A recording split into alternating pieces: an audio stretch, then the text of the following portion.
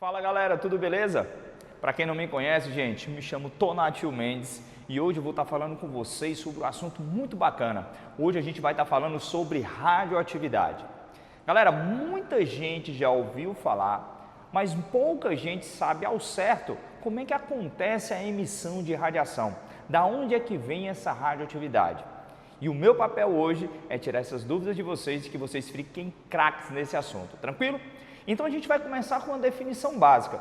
Na realidade, o que é a radioatividade, né, gente? A gente ouve muito falar, mas pouco se sabe ao certo sobre a radioatividade. Gente, quando a gente fala em radioatividade, logo se vê muitos pontos negativos, como o uso de armas nucleares, como bomba atômica, né, ou a bomba de hidrogênio. Mas aí, galera, lembra-se sempre que a radioatividade também pode ser usada pelo lado positivo, nos tratamentos quimioterápicos, nos exames de raio-x, dentre outros, além do uso desse tipo de energia para gerar energia elétrica nas usinas nucleares. Então, se a gente parar para ver, existem parâmetros para a gente julgar se existem mais pontos positivos ou negativos com relação a esse assunto, beleza? Mas vamos lá, vamos tirar essas dúvidas de vocês. E a gente começa trazendo para vocês a definição. O que é a radioatividade? Da onde surgem as emissões radioativas? Bom, vamos se ligar aqui na definição. A radioatividade é uma propriedade que os núcleos instáveis, vale a pena salientar isso, possuem de emitir partículas e radiações eletromagnéticas para se tornarem estáveis. Como assim, professor? Imagina o seguinte, ele está falando que é uma propriedade que os núcleos instáveis. Gente, lembra do seguinte, o núcleo é aquela região central do átomo, é uma região muito pequena. Dependendo do tamanho do átomo, tá certo? Ela pode ser de 10 mil a 100 mil vezes menor do que todo o átomo. Então é um espaço muito pequeno. Para que esse núcleo esteja instável, gente, geralmente esse núcleo está muito lotado de partículas. E lembra comigo, quais são as partículas constituintes do núcleo? Os prótons e os nêutrons. Então, quando o meu núcleo geralmente está lotado de prótons e nêutrons, ele fica instável. E ele só consegue adquirir a sua estabilidade quando parte dessas partículas sai. E essas partículas podem sair na forma de emissões radioativas, com as quais a gente vai trabalhar aqui. As emissões alfa, beta, tá certo? A gama, dentre outros que a gente vai mencionar aqui para vocês. Mas essas são as principais, tranquilo? Então lembra, tá certo? A radioatividade ela surge a partir de um núcleo instável. E para que ele se torne estável, para que ele fique bacana, ele libera alguma dessas emissões. Beleza? Tranquilo? Bom, se liga aqui, ó. Imagina que essa bolinha aqui é o núcleo do meu átomo. Beleza? E imagina que esse núcleo, ele está muito lotado de partículas. Beleza? E o que vai acontecer? A partir do momento que ele está instável, a gente consegue perceber que, naturalmente, ele emite alguns tipos de radiação, algum tipo de emissão radioativa, beleza? Tranquilo? Então, a radiação, vale a pena salientar, eu não consigo ver, eu não consigo sentir, e dependendo do tipo de radiação, ela pode sim atravessar a matéria. Então, galera, é como se eu tivesse um núcleo instável, lotado de partículas, e a partir desse momento, para que ele se torne estável, ele libera parte dessas partículas, tranquilo? Então, gente, a radioatividade natural ela ocorre geralmente com átomos que têm números atômicos, gente, a partir de 82. Espera aí, por que, professor, número atômico a partir de 82? Lembra, o número atômico corresponde ao número de prótons que o átomo tem no núcleo. Então, se ele tem um número atômico, por exemplo, 90, né, porque é acima de 82, se ele tem um número atômico 90, significa então dizer que ele tem 90 prótons no seu núcleo. Gente, eu estou falando só dos prótons, fora a quantidade de nêutrons que ele vai ter. Então, gente, esse núcleo está lotado de partículas. Geralmente, esses núcleos são estáveis, beleza? E então, consequentemente, esse átomo se torna radioativo, porque ele emite essas emissões radioativas para poder se tornar estável, tranquilo? Bom, e qualquer tipo de reação que mexa com a configuração do núcleo, a gente chama de reação nuclear, como o próprio nome diz. É uma reação que vai mexer com o núcleo, vai mexer na configuração, na composição do núcleo do átomo. Tranquilo? Beleza? Bom, se liga aqui. Deixa eu falar para vocês sobre os 3 tipos principais de emissões radioativas que a gente vai ver nas questões.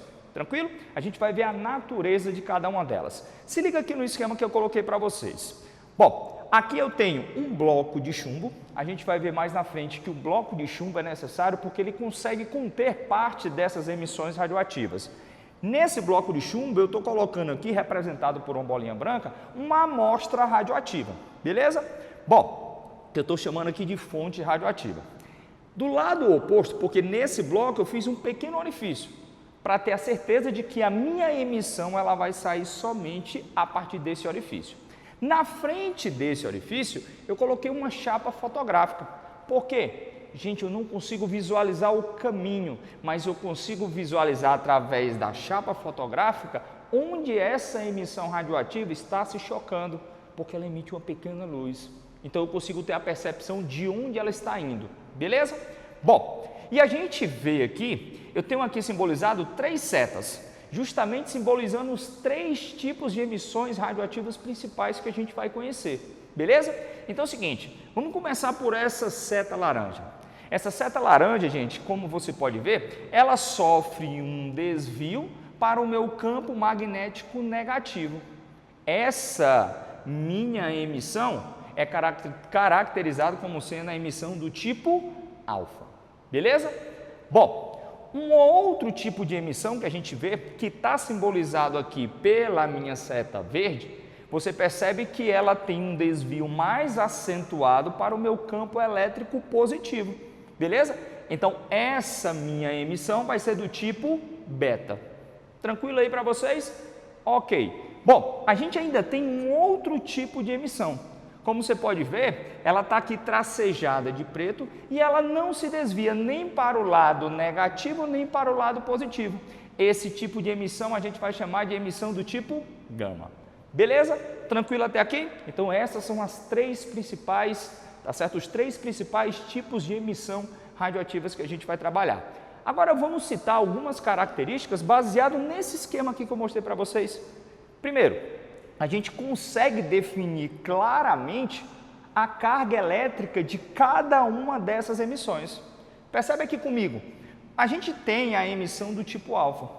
Você percebe que ela sofre um desvio para o meu campo elétrico de carga negativa. Se ela está se atraindo para o lado negativo, lembra? Cargas elétricas opostas se atraem. Se ela está indo para o lado negativo, é porque ela tem carga positiva. Então, a minha emissão alfa, por natureza, tem carga positiva. Beleza. Então, por consequência, a minha emissão do tipo beta, que está se desviando para o lado positivo, se ela está se atraindo para o lado positivo, é porque ela tem uma carga negativa. Beleza? Ah, professor, então estou ligado.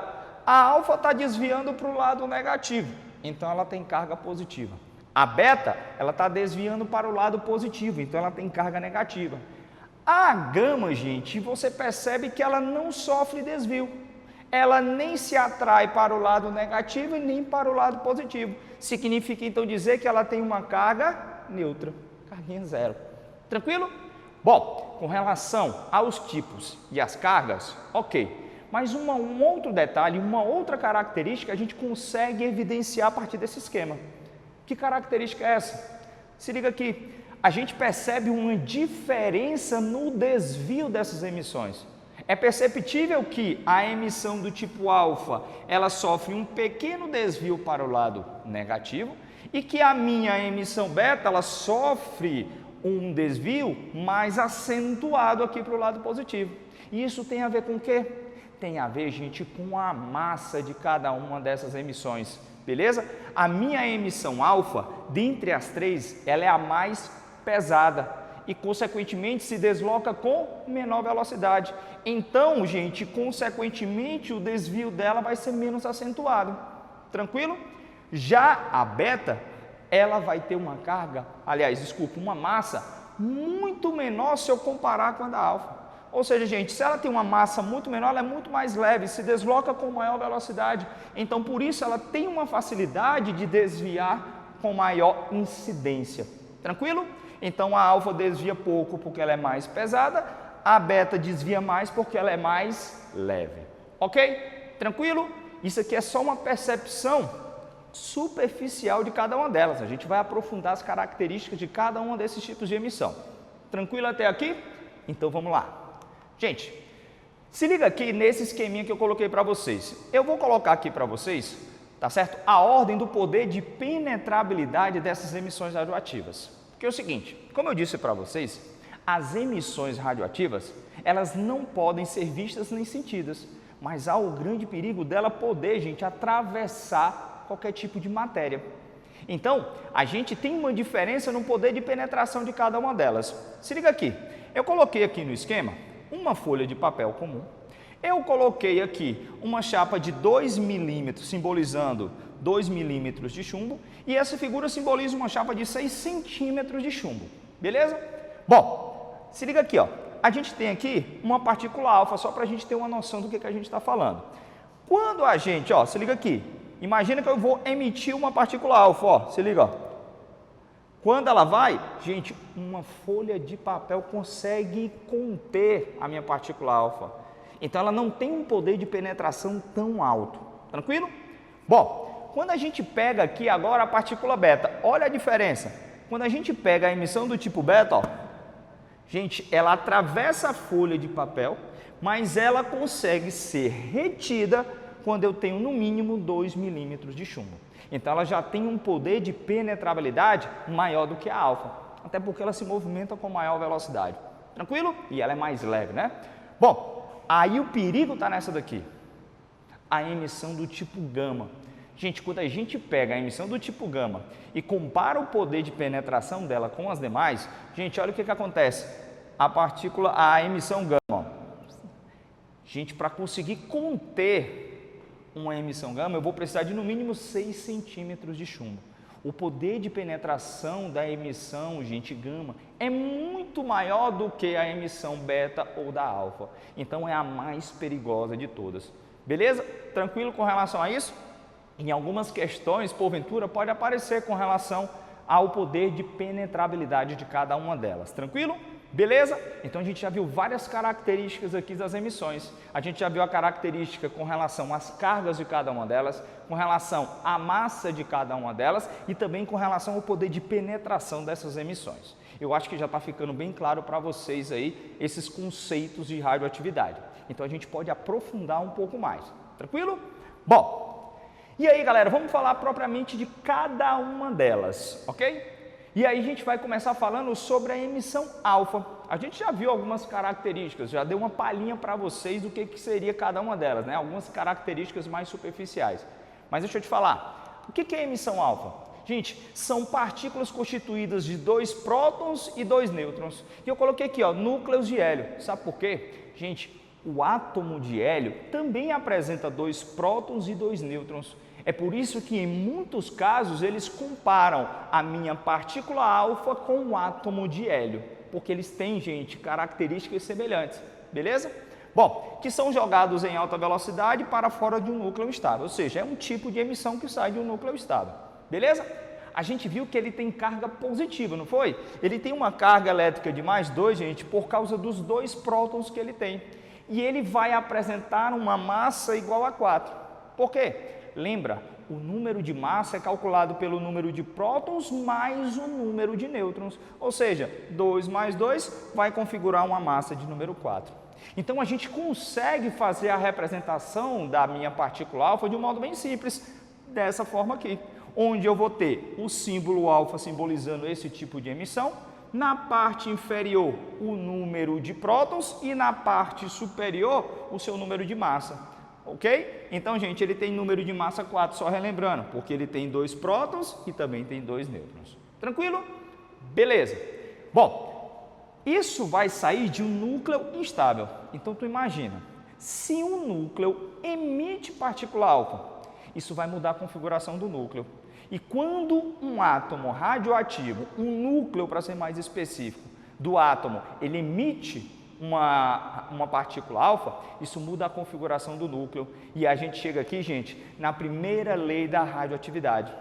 A primeira lei da radioatividade diz respeito à emissão da minha partícula alfa por um núcleo instável. E aí, galera, é bem simples, deixa eu mostrar aqui para vocês, ó.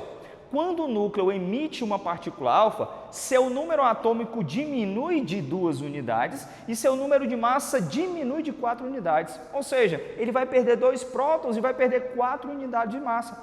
Pensa, o átomo, ou melhor, a partícula alfa tem 2 prótons e número de massa 4. Se isso sai do núcleo, o núcleo deixa de ter isso. É por isso que diminui 2 unidades do seu número atômico e diminui 4 do seu número de massa. Bom, se liga aqui no esquema bem simples para mostrar para vocês, ok? Só um detalhe, quando as questões mencionarem a emissão radioativa, emissão de partícula alfa, emissão de partícula beta, emissão de radiação gama, se ele está emitindo, essa minha emissão está simbolizada depois da seta. A gente vai ver mais na frente que quando um átomo é bombardeado, aí ele deve ser, gente, a minha partícula radioativa, ela é somada do lado dos reagentes antes da seta, beleza? Então aqui está evidenciando que ele está emitindo. Bom, como você pode ver, aqui eu tenho um átomo de urânio, de número atômico 92 e número de massa 235. E ele emitiu uma partícula alfa. Quando ele emitiu uma partícula alfa, essa partícula alfa saiu de dentro desse núcleo.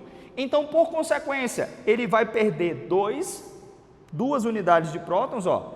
Se era 92, foi para 90. E ele vai perder 4 unidades de massa. Se era 235, vai para 231. E olha como é fácil você fazer essa percepção. Gente, em qualquer que seja a reação, a gente mantém o balanço das massas e das cargas elétricas nucleares, ou seja, dos números de prótons. Ou seja, gente, o número de massa antes da seta e depois da seta, eles têm que estar em igualdade. Da mesma forma que o número de prótons antes tem que estar com um valor e depois da seta com o mesmo valor. Vamos conferir aqui. Aqui antes da seta a gente tem 235 de massa. Depois da seta a gente tem 4 mais 231, que dá exatamente os 235. Houve a conservação da minha massa. E vamos conferir o número de prótons. Do lado de cá eu tenho 92 prótons. Do lado de lá eu tenho 2 mais 90, continuo tendo 92. Então há, gente, uma conservação no balanço das massas e das cargas elétricas nucleares, ou seja, dos prótons. Beleza? Isso sempre vai ser respeitado nas reações nucleares. Ok? Entendido? Bom, então pensa sempre assim. Essa partícula alfa está saindo de dentro do núcleo, então ela vai mudar a configuração desse núcleo. Ok? Bom, vamos para o segundo tipo então de emissão radioativa. A gente já falou da alfa, agora a gente vai falar da emissão beta. Beleza? Bom, a emissão beta, a gente já viu que ela apresenta uma carga elétrica negativa. Bom, se liga aqui, ó.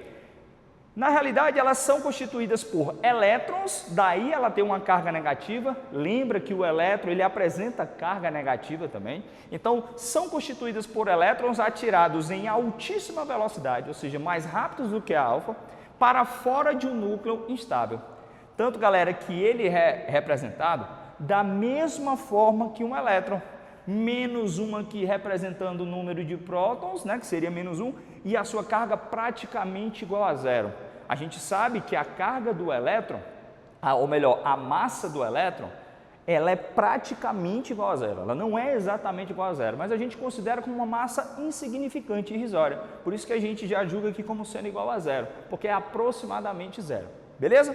Bom, mas você me pergunta, professor, no núcleo do átomo eu tenho prótons e nêutrons. Eu não tenho elétrons. Como é que esse elétron está saindo do núcleo?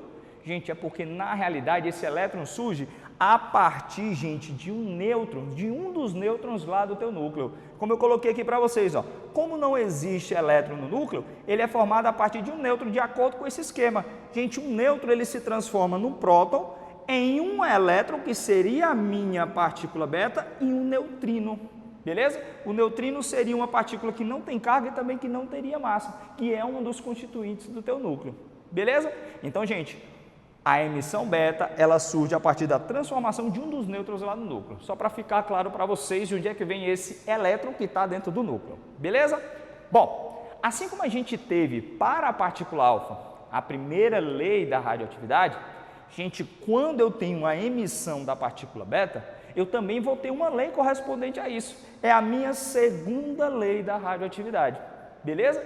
Bom, na primeira lei, só recapitulando, quando um átomo, um núcleo, melhor dizendo, ele emite uma radiação alfa, uma partícula alfa, ele diminui 2 unidades do número de prótons, do seu número atômico, e diminui 4 unidades, porque a gente tem a conservação das massas e dos números de prótons, a gente viu isso. Aqui também a gente tem uma correspondência com relação a essa, gente, manutenção das massas e cargas nucleares, beleza? Olha aqui, ó. Quando um núcleo emite uma partícula beta, o seu número atômico ele aumenta uma unidade, diferente da alfa que diminuía 2, aqui ele aumenta uma e o seu número de massa permanece inalterado, não muda. Professor, como é que eu vou lembrar disso? Você não sabe como é a representação da beta? Gente, só você tentar fazer aquela representatividade, aquela conservação das massas e das cargas nucleares, que vai dar sempre certo, beleza? Vamos conferir aqui. Aqui eu tenho, gente, um átomo de bismuto representado. O átomo de bismuto aqui que eu representei, ele tem número atômico 83 e tem número de massa 210. Ele está emitindo uma partícula beta. E ele está formando aqui o meu átomo de polônio, eu estou transformando um átomo em outro, você está vendo aí? Por quê? Porque eu estou mudando o número atômico. Se liga, ó, era 83, foi para 84, aumenta uma unidade. O número de massa era 210, continuou 210, a massa permanece inalterada. Mas, ó, não se preocupa com definições, vamos se preocupar com o cálculo propriamente dito.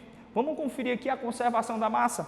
Antes da seta, a gente tem uma massa de 210. Depois da seta, a gente tem 0 mais 210, continuou com os meus 210. Então, houve a conservação da massa. Aí, vem cá, olha para o número de prótons. Antes eram quantos? 83. Olha depois, menos 1 mais 84 vai dar os mesmos 83. Então, se você trabalhar com essa conservação das massas e dos números de prótons, gente, certamente você vai acertar a sua questão e você vai saber exatamente o número de massa e o número de prótons que o novo elemento químico vai ter. Tá massa para vocês? Tá beleza? Bom, e o último tipo de emissão que a gente vai trabalhar, a emissão gama. Gente, se vocês pararem para perceber, em nenhum momento eu chamei a emissão gama de partícula gama. É errado a gente falar isso, inclusive a gente vê em algumas questões, mas é errado a gente falar isso. A gente usa o termo partícula para algo que tenha massa, por mínima que seja. Gente, a minha emissão gama, gente, ela é uma onda eletromagnética, como se fosse a luz. Ela não apresenta massa. E como a gente já tinha visto, ela também não apresenta, galera, carga elétrica. Por isso que ela é representada da sua forma mais simples. Eu vou ter 0 prótons e 0 de massa. E aí, nesse caso, quando um átomo, ou melhor, para ser mais específico, quando o núcleo desse átomo, ele emite uma emissão gama, uma radiação gama, vai alterar alguma coisa? Não. Ele não tem nada de prótons e nada de massa, então quando um átomo, um núcleo desse átomo, ele emite essa radiação gama, não vai alterar em nada a sua configuração, nem o número de prótons, nem nêutrons, nem o número de massa, consequentemente, beleza? Mas vale a pena salientar um detalhe. Sempre que a gente tem uma emissão de partícula alfa ou uma emissão de partícula beta, a gente também tem a emissão de radiação gama. Se sai partícula alfa, sai uma emissão gama. Se sai uma partícula beta, sai uma emissão também gama, tá certo? Sempre a radiação gama, ela acompanha as saídas das partículas alfa e beta em suas reações nucleares. Beleza? Tranquilo? Bom, e aí, gente, um termo muito importante na radioatividade é esse lance de falar de período de meia-vida ou período de semidesintegração, como alguns livros trazem. Peraí, vamos parar para pensar o seguinte, meia-vida, pô, isso tem a ver com alguma metade, não é isso? Então se liga na definição. O período de meia-vida, gente, é o tempo necessário para que a quantidade de uma amostra radioativa seja reduzida à sua metade. Olha, vamos supor que você tenha 100% de uma amostra radioativa. Passou-se determinado tempo, você tem agora só 50% daquela tua amostra radioativa. Ou seja, nesse período de tempo não reduziu-se pela metade? Então, esse período de tempo corresponde para mim a um período de meia-vida. Recapitulando, o período de meia-vida é o período de tempo em que a minha amostra radioativa, gente, é reduzida para metade da sua quantidade inicial. Beleza? Aí tu tem agora 50%, não é isso? Aí passou-se um tempo, agora eu só tenho 25% da minha amostra. 25% não é a metade de 50%, então eu passei agora por outro período de meia-vida, passei pelo meu segundo período de meia-vida. Tá beleza? Bom, aí se liga aqui no detalhe, ó. Imagina esse esqueminha que eu vou colocar aqui para vocês. Imagina que esse gráfico aqui indica a minha massa, a quantidade da minha amostra radioativa, que eu vou chamar de M0. A minha massa inicial, é o que eu tenho no início, ok? Aí, galera, passou-se um tempo, eu vou ter só a metade dela. Peraí, se é só a metade, então eu posso dizer que é M0 sobre 2. Beleza? Então, peraí. Daqui para cá, a gente percebe que a minha quantidade foi reduzida pela metade. Ou seja, a minha amostra radioativa teve a sua quantidade reduzida pela metade. Então aqui, gente, passou um período de meia-vida, que eu vou chamar de P. Tá beleza? Bom, aí vamos lá. Passou-se mais um período de tempo e agora eu vou ter a metade disso daqui. A metade de M0 sobre 2, M0 sobre 2 dividido por 2 dá M0 sobre 4. Ou seja, passou-se um tempo e agora eu reduzi pela metade do que eu tinha. Então, eu passei por outro período de meia-vida. Tá beleza? Bom, vamos lá. Passou-se um tempo e agora eu vou ter a metade disso daqui. M0 sobre 4 dividido por 2, gente, vai dar M0 sobre 8. Ou seja, passou-se um tempo e eu reduzi a minha quantidade pela metade. Eu passei por outro período de meia-vida. Beleza? Bom, e aí passou-se um tempo, e aí, galera, eu tenho a metade disso daqui, ou seja, agora eu tenho um M0 sobre 16. Tem um outro período de minha vida, ou seja, a cada período de minha vida, a minha quantidade está diminuindo pela metade do que eu tinha. Era M0, foi para M0 sobre 2, foi para M0 sobre 4, foi para M0 sobre 8, foi para M0 sobre 16. Ei, vem cá, se liga aqui. Olha bem para cá, para esse meu denominador. Gente, esse 2 aqui, tu tá vendo? Imagina o seguinte, 2 elevado a 1 dá esse 2 aqui, é ou não é? 2 elevado a 1, por quê? Porque ele passou por um período de minha vida. Olha a dica como é bacana. Se liga aqui, esse 4, você concorda comigo que eu poderia reescrever ele como 2 elevado a 2? Pera aí, M0 sobre 2 elevado a 2. Pera aí, 2, gente, corresponde aqui ao segundo período de meia-vida. Ele passou por 2 períodos de meia-vida. Da mesma forma, eu poderia reescrever aqui, ó. Ao invés de colocar M0 sobre 8, eu colocaria M0 sobre 2 elevado a 3. Por que esse 3? Porque ele passou por 3 períodos de meia-vida. Aqui a mesma coisa. Não é M0 sobre 16? Eu poderia reescrever esse 16 colocando 2 elevado à quarta potência. Ou seja, por que 4? Porque ele passou por 4 períodos de meia-vida. Então, a gente pode generalizar e chegar a uma fórmula, gente. A gente pode dizer que a minha massa final, que eu vou chamar de M, vai ser sempre M0 sobre 2 elevado ao que eu vou chamar de X. O que é esse X? É o número de meias-vidas, o número de períodos de meia-vida que ele passou. A gente pode generalizar e chegar nessa fórmula. Ah, professor, e se eu quiser saber o tempo total que ele passou? Poxa, o tempo total, gente, vai ser o período de cada meia-vida multiplicado pelo número de meias-vidas. Eu vou ter exatamente isso daqui, ó. O meu tempo total vai ser o número de meias-vidas, simbolizada por esse X, vezes o período de cada meia-vida. Tranquilo? Em muitas questões, vocês conseguem fazer, gente, o cálculo da minha quantidade final, geralmente é o que ele pergunta, o quanto resta, tá certo?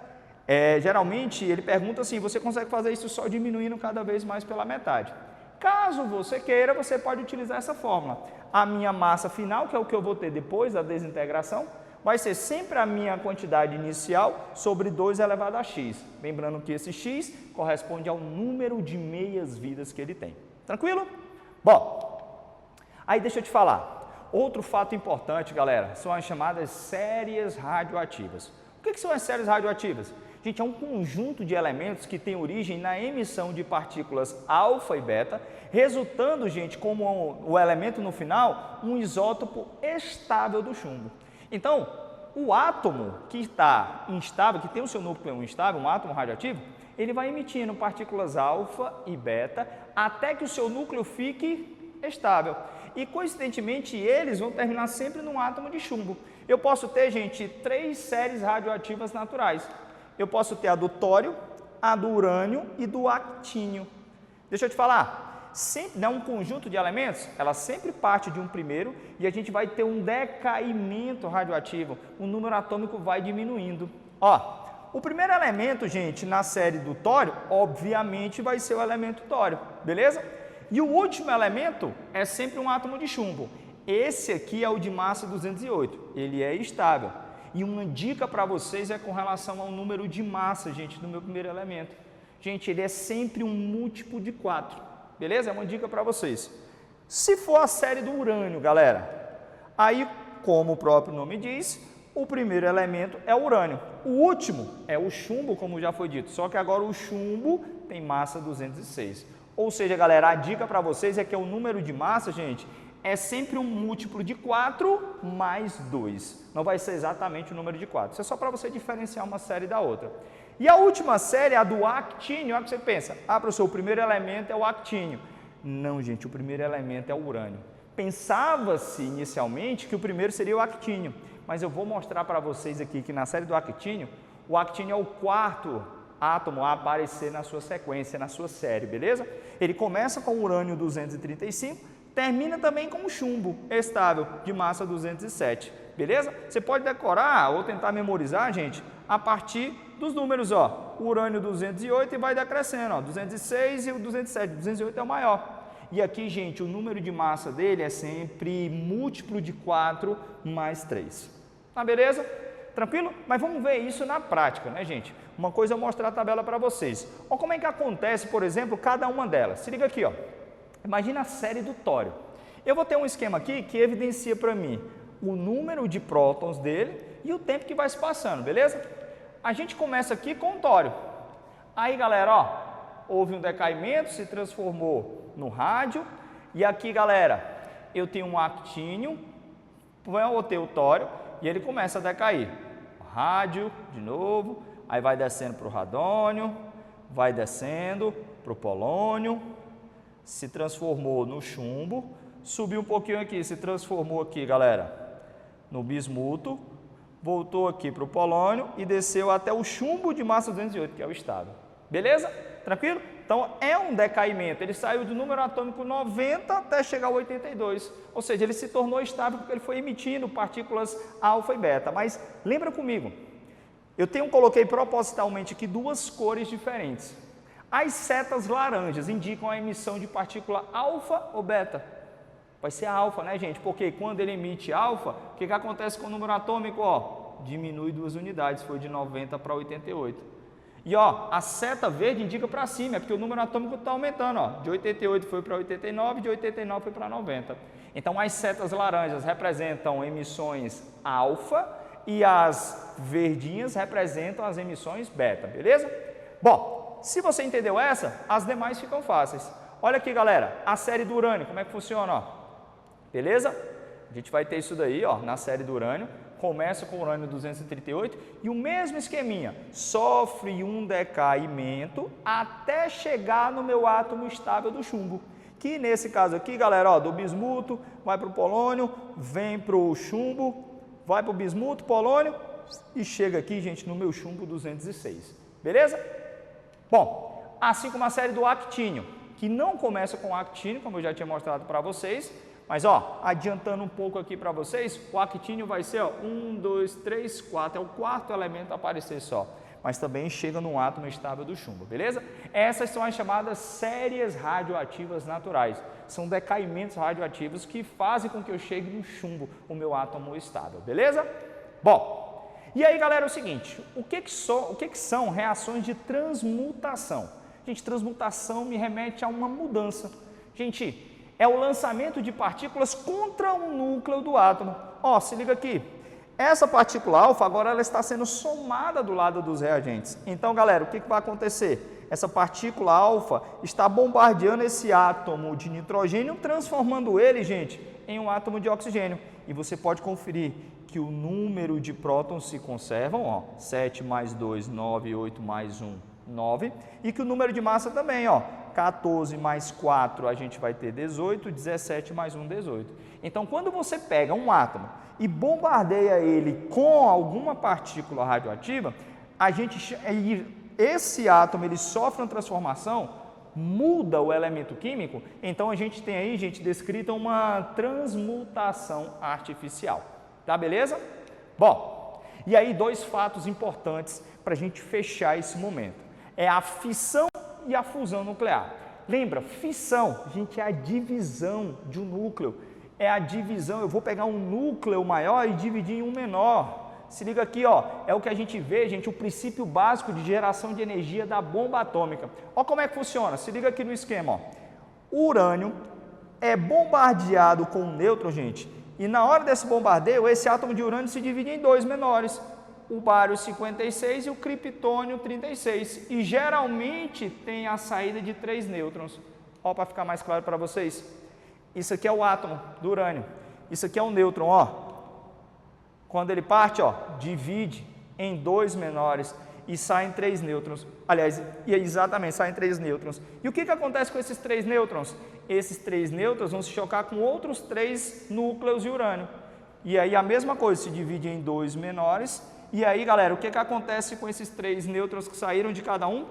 Vão se chocar com átomos e acaba sendo uma reação em cadeia. É por isso que a bomba atômica ela tem aquele formato de cogumelo. Ela vai, gente, aumentando. A pessoa não para de acontecer, não? Lógico que vai parar, vai chegar um momento em que eu não tenho mais a minha amostra de urânio, consequentemente eu não tenho mais o processo de fissão. Tá, beleza? Então, isso é um processo de fissão. A partir de um nêutron, eu dividi um núcleo maior em 2 menores. E para a gente fechar, o processo de fusão é o processo contrário. Ou seja, ao invés de dividir um átomo, agora a fusão, a gente vai juntar 2 átomos menores, ó. É a junção de núcleos atômicos. Gente, isso acontece na superfície do Sol, beleza? Ó, a gente pode ver aqui, ó, você pega 4 átomos de hidrogênio e acaba formando, gente, um átomo de hélio, tá certo? Mais uma partícula aqui que eu vou mencionar aqui para vocês, o chamado positron, é como se fosse o beta positivo. Tu lembra que o beta é negativo? Beleza? Então lembra, a fusão nuclear é a junção e a fissão nuclear é a divisão do meu átomo. E lembra, vale a pena lembrar isso. Lembra, as bombas atômicas funcionam com base na fissão nuclear. E a bomba de hidrogênio, elas funcionam a partir da fusão nuclear. Tranquilo para vocês? Gente, acho que deu para a gente ter uma visão aí bem bacana sobre esses conceitos de radioatividade. Agradeço muito a atenção de vocês. Espero que tenham ficado claros todos os assuntos que a gente viu hoje e a gente se encontra numa próxima oportunidade. Fiquem com Deus, um abraço a todos. Tchau, tchau.